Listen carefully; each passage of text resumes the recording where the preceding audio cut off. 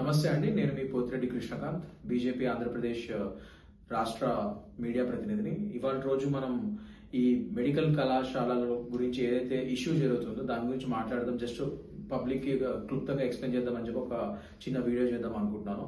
ఎందుకంటే ముఖ్యంగా ఇవాళ రోజు మనం చూసుకుంటే గత ప్రభుత్వం ఏదైతే వైసీపీ పార్టీ ప్రభుత్వం ఉందో వాళ్ళు ఎంత అరాచకాలు చేశారో, అట్ ద సేమ్ టైం ఏదైతే సెంట్రల్ గవర్నమెంట్, ముఖ్యంగా మా బీజేపీ సెంట్రల్ గవర్నమెంట్ ఇచ్చిన ఫండ్స్ని ప్రతి జిల్లాలోనూ ఒక వైద్య కళాశాల ఉండాలి, వైద్య విద్య అనేది ప్రతి విద్యార్థికి, ప్రతి బీద విద్యార్థికి అందాలి, ప్రతి జిల్లాలో ఒక మంచి మెడికల్ కళాశాల ఉండాలి అని చెప్పి ఒక మంచి ఉద్దేశంతో మా మోడీ ప్రభుత్వం ఏదైతే ఇవాళ రోజు ఎన్నో సంస్కరణలు తీసుకొచ్చి అలాంటి మెడికల్ కాలేజెస్ మన ఆంధ్రప్రదేశ్లో కూడా ఉండాలని చెప్పి ప్రతి జిల్లాలో ఎన్నో మెడికల్ కాలేజ్ని లాంచ్ చేస్తూ అండ్ గ్రాంట్స్ కూడా ఇచ్చి ఒక్కొక్క మెడికల్ కాలేజ్కి 475 కోట్ల వరకు గ్రాంట్స్ ఇచ్చి మరి గత ప్రభుత్వంలో ఉన్నప్పుడే ఇచ్చినా కూడా ఆ వైసీపీ ప్రభుత్వం ఏదైతే ఉందో ఆ గ్రాంట్స్ని పూర్తిగా యూటిలైజ్ చేయకుండా ఆ మెడికల్ కళాశాలన్నింటినీ పెండింగ్లో పెట్టి అలాంటి రోజు వాళ్ళకి ఇచ్చిన బాధ్యతని వాళ్ళు నిర్వర్తించకుండా ఇంకా ఇవాళ రోజు మా కూటమి ప్రభుత్వం ఇప్పుడు ఏదైతే ఈ 4 నెలల్లో ఏర్పడి ఈ 4 నెలల్లోనే వాళ్ళు చెల్లించని బిల్స్ కూడా,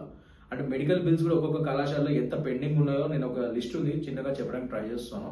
ఆ మెడికల్ బిల్స్ కూడా పెండింగ్ బిల్స్ మా ప్రభుత్వం వచ్చిన తర్వాత క్లియర్ చేసిన తర్వాత ఇవాళ రోజు త్వరగా, ఇప్పటికే చాలా లేట్ అయింది, మోడీ గారు ఒక మంచి ఉద్దేశంతో మెడికల్ కళాశాలని తొందరగా ఏర్పాటు చేయాలని అనుకున్న దాని గురించి ఏదైతే పెండింగ్ అయిందో గత ప్రభుత్వం వల్ల ఇవాళ రోజు మా ప్రభుత్వం 4 నెలల్లోనే వాటిని త్వరగా కంప్లీట్ చేద్దామన్న సదుద్దేశంతో ఇవాళ రోజు ఈ పీపీపీ మోడల్, అంటే ప్రైవేట్ అండ్ పబ్లిక్ పార్ట్నర్షిప్, ఈ పీపీపీ మోడల్ తీసుకొద్దామని చెప్పి ఒక నిర్ణయం తీసుకోవడం జరిగింది.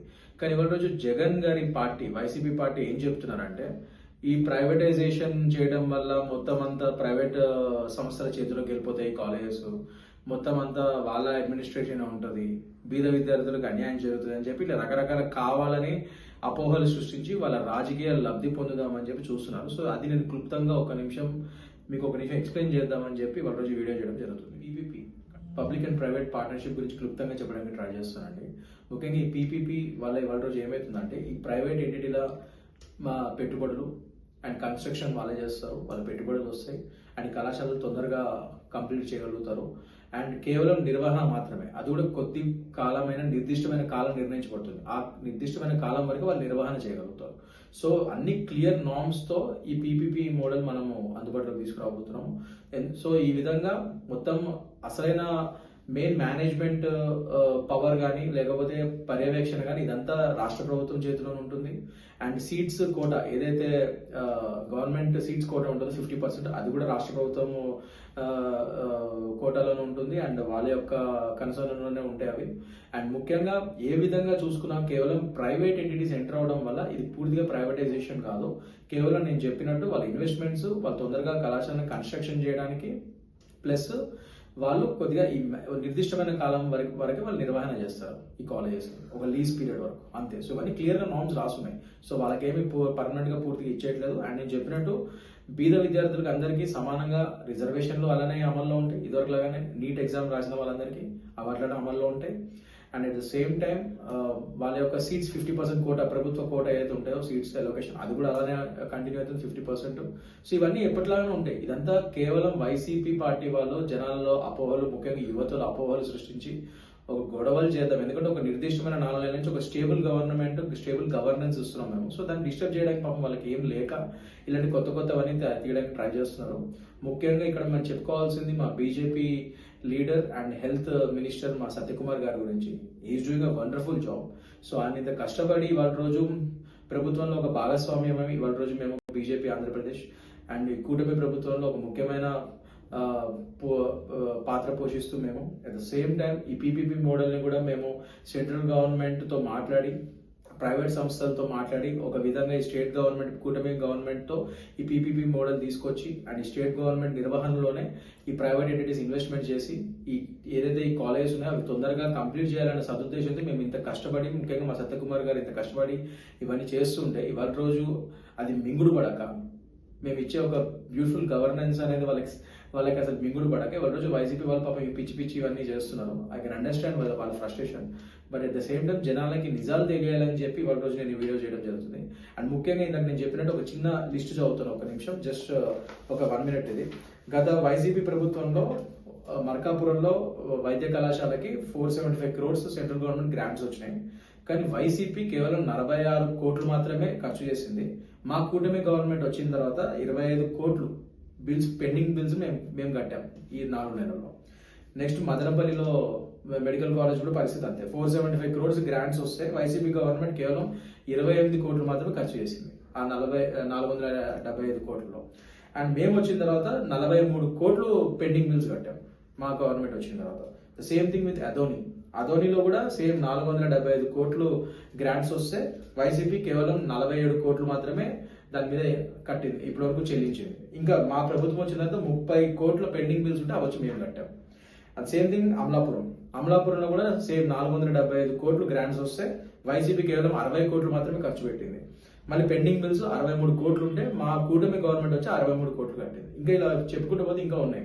సో మీరు అసలు ఇచ్చిన గ్రాంట్స్ ని ఉపయోగించకుండా ఆ గ్రాంట్స్ ని మళ్ళీ వేరే విధంగా ఎక్కడో మళ్లించుకుంటూ మీ యొక్క వేరే సంస్థలకి ఉన్న సెంట్రల్ గవర్నమెంట్ ఫండ్స్ ఏమైనా తెలియదు అండ్ ఇన్ని బిల్స్ పెండింగ్ పెడితే మా గవర్నమెంట్ వచ్చిన తర్వాత మేము చెల్లించాం ఆ పెండింగ్ బిల్స్ ఈ కళాశాలకి. సో అందుకనే ఇంక ఇప్పటికే లేట్ అయినాయి అసలు ఎప్పుడో కన్స్ట్రక్షన్ కావాల్సిన ఈ కళాశాలలు మీ యొక్క గవర్నెన్స్ ఫెయిల్యూర్ వల్ల, మీ యొక్క వైసీపీ ప్రభుత్వం యొక్క వైఫల్యం వల్ల అవి పెండింగ్ గా ఉండిపోయి ఇప్పటివరకు అవి ముందుకు పోలేదు ఆ కళాశాలలో. సో మీ వల్లే అసలు రూట్ కాజ్ ప్రాబ్లమే మీరు అసలు. అలాంటిది మీరు ఇవాళ రోజు దేయాలు వేదాలు వలిస్తున్నట్టు మీరు వచ్చి వాళ్ళు మాట్లాడుతుంటే మాకు చాలా హాస్యాస్పదంగా ఉంది. ఇవాళ రోజు మా గవర్నమెంట్ ఇది ఇప్పటికే లేట్ అయింది, ఈ కళాశాలను చాలా తొందరగా కంప్లీట్ చేయాలనే సదుద్దేశంతో ఇవాళ రోజు ఈ పీపీపీ మోడల్ తీసుకొచ్చాము. అండ్ ఈ పీపీపీ మోడల్ అనేది నథింగ్ బట్ ప్రైవేట్ సంస్థల్ని ఇన్వెస్ట్మెంట్స్ మాత్రమే అలౌ చేసి ఒక నిర్దిష్ట కాలం వరకే వాళ్ళకి నిర్వహణ ఇస్తాం. దాని తర్వాత మొత్తం అంతా కానీ అల్టిమేట్లీ సీట్ ఎలొకేషన్స్ నుంచి వైద్య సేవల నుంచి అన్నిటికీ మన స్టేట్ గవర్నమెంట్ అండర్లోనే ఉంటాయి, మన కూటమి గవర్నమెంట్ అండర్లోనే. అండ్ ముఖ్యంగా ఇక్కడ మనం చూసుకుంటే ఆయుష్మాన్ భారత్ అండ్ ఎన్టీఆర్ వైద్య సేవల ప్రకారంగా కూడా ఇక్కడ వైద్య సేవలు ఏదైతే ఈ మెడికల్ కాలేజ్ మనం ఇవ్వబోతున్నామో 70% బెడ్స్ ఈ గవర్నమెంట్ స్కీమ్స్ ఉన్న వాళ్ళకే అలొకేట్ చేస్తున్నాం. అండ్ కేవలం 30% బెడ్స్ మాత్రమే అండ్ ఇవి మాత్రమే మనం ప్రైవేట్ వాళ్ళకి వాళ్ళ యొక్క మార్కెట్ రేట్స్ ప్రకారం ఇస్తున్నాం. ఎందుకంటే అవి కూడా నడవాలి, నాణ్యమైన సేవలు ఇవ్వాలి కాబట్టి వాళ్ళు కూడా కళాశాల జాగ్రత్తగా నడిపేయగలగాలి కాబట్టి కొద్ది ఫండ్స్ రావాలి కాబట్టి 30% మాత్రం వాళ్ళకి ఆ వెసులుబాటు ఇస్తున్నాం ప్రైవేట్ వాళ్ళకి. కానీ 70% మన చేతుల్లోనే, మన ప్రభుత్వం చేతుల్లోనే ఎన్టీఆర్ వైద్య సేవ అండ్ ఆయుష్మాన్ భారత్ స్కీమ్స్ కింద నడుస్తాయి బీద పేషెంట్స్ కి అండ్ బీద వాళ్ళకి. సో ఇవన్నీ కూడా ఈ ప్రభుత్వం ఈ పీపీపీ మోడల్ నిష్కృతపరిచింది. సో ఇవన్నీ చెప్పకుండా జనాలకి కేవలం ఏదో రాజకీయ లబ్ధి కోసం ఇవన్నీ చేస్తున్నారు వైసీపీ వాళ్ళు. సో ఇప్పటికైనా మానుకోండి. గత ప్రభుత్వంలో మీరు చేసిన అరాచకాలకి జనాలు ఇవాళ రోజు మిమ్మల్ని 11 సీట్లు కుదించారు. మీరు ఇంకా ఇలానే పిచ్చి ప్రేరేపణలు చేసుకుంటూ ఇంకా పిచ్చి పని మా గవర్నమెంట్ మీద ఏవో చేసుకుంటూ పోతే జనాలన్నీ గమనిస్తారు. నెక్స్ట్ ఎలక్షన్స్ కి ఈ 11 కూడా రాకుండా ఆ 11 పక్కన ఒకటి కూడా పోయి లాస్ట్ ఒక సీటుకి మీరు పడిపోతారని చెప్పి జనాలు కూడా అనుకుంటున్నారు. సో దయచేసి అది చూసుకోండి. అండ్ ముఖ్యంగా నేను ఇవాళ రోజు ఇది చెప్దాం అనుకుంటున్నాను. అండ్ లాస్ట్ లో ఇంకొక మాట చెప్దాం అనుకుంటున్నాను.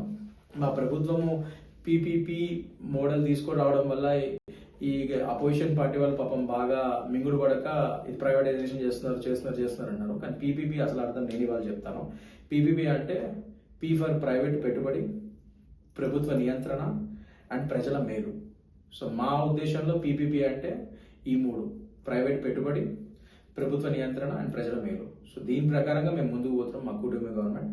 సో ఖచ్చితంగా మేము సక్సెస్ అయ్యి తొందరలో ప్రతి జిల్లాకు ఒక నరేంద్ర మోడీ గారు కలగన్నట్టు ఒక వైద్య కళాశాలను తీసుకొస్తాము. దేశంలో మెడికల్ సీట్స్ ని పెంచుతాము, డాక్టర్స్ ని పెంచుతాము. ఈ దేశానికి ఒక మెరుగైన మంచి డాక్టర్స్ ని మేము ఇవ్వగలుగుతామన్న నమ్మకం మా ప్రభుత్వానికి ఉంది. Thank you very much.